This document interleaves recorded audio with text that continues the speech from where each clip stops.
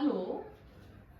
आज की क्लास में हम लोग डिस्कस कर रहे हैं the topic wattless current plus CBSE numericals कुछ इस टॉपिक पे बेस्ड विल बी टॉकिंग। अब वॉटलेस करंट, पहले तो वॉट किसका यूनिट है? पावर का। तो करंट वॉटलेस होने का मतलब कि करंट की पावर जीरो है। तो लेट्स सी क्या है ये टॉपिक में। एवरेज पावर एक एलसीआर सर्किट में जब भी हम पावर का फॉर्मूला लिखते हैं तो फॉर्मूला कैसे लिखा जाता है? Average power is E virtual या ई आरएमएस भी उसे हम बोलते हैं into I virtual times cos of five, जहां पर हमें पी एवरेज हम क्या बोल रहे हैं, इसको हम ट्रू पावर भी बोल सकते हैं, एवरेज पावर भी बोल सकते हैं या वर्चुअल पावर भी बोल सकते हैं। ईवी इंटू आईवी, इस प्रोडक्ट को बोला जाता है एपरेंट पावर। पी एवरेज पूरे को बोला जाता है ट्रू पावर और इस प्रोडक्ट को बोला जाता है एपरेंट पावर। और cos phi, where phi is what? Phi क्या है? Phase angle. एलसीआर सर्किट में हमें मालूम है एल और सी में फेज एंगल होता है बिटवीन वोल्टेज एंड करंट, तो five is a phase angle. और कॉस ऑफ फाइव क्या बोलते हैं? Power factor. अब अगर इंडक्टर या कैपेसिटर सर्किट होता है तो हमें मालूम है कि फेज एंगल 90 डिग्री होता है, मतलब करंट और वोल्टेज में 90 डिग्री का फेज एंगल का डिफरेंस चलता है। अगर इंडक्टर है तो हम कैसे याद रखते हैं? VL लीड्स, मतलब voltage will lead the current by 90 degree and vice versa in case of a capacitor circuit. So दोनों ही केस में फेज एंगल 90 डिग्री होता है। तो उस सिचुएशन में cos फाइव क्या हो जाएगा? cos 90 डिग्री हो जाएगा और cos 90 degree is zero. That means average power associated with an inductor और कैपेसिटर सर्किट क्या हो जाएगी? जीरो हो जाएगी उस सिचुएशन में जहां पे भी इंडक्टर या कैपेसिटर डोमिनेटेड सर्किट होगा।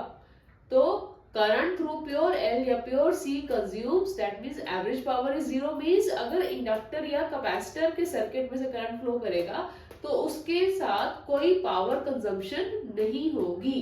That current will consume no power for its maintenance. और ऐसे करंट को क्या बोला जाता है? आइडल करंट या वॉटलेस करंट। ये word idle, as we know English में इसका मीनिंग क्या होता है? Purposeless, pointless.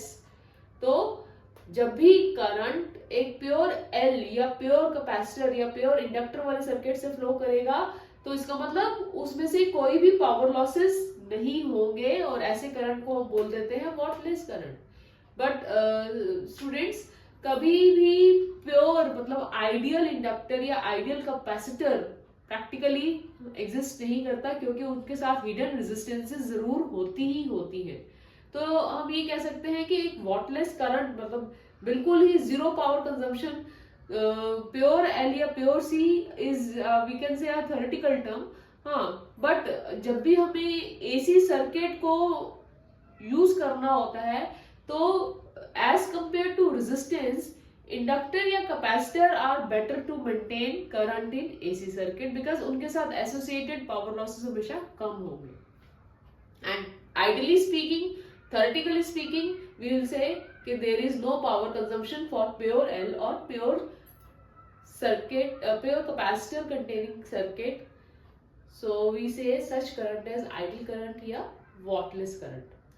Another formula for this power factor in terms of resistances is given as R upon under root R, the impedance of the circuit, that's R square plus XL minus XC whole square.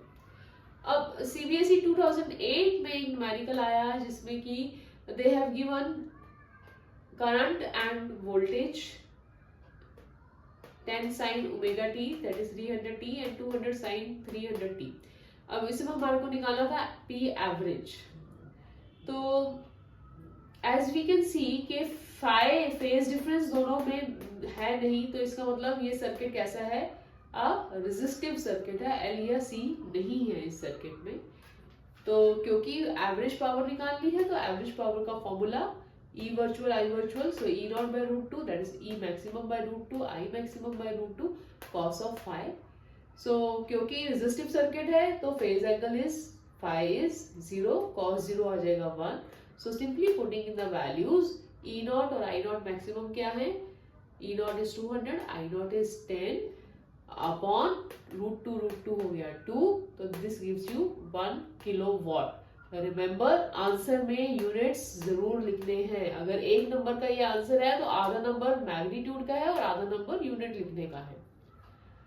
Another numerical based on this topic we have taken is this was asked in the year 2007.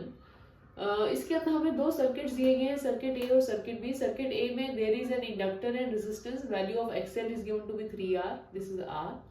In circuit B there is inductance, resistance and capacitor. इसकी value XL है 3R, ये R, और इसकी है value R, XC की value है R.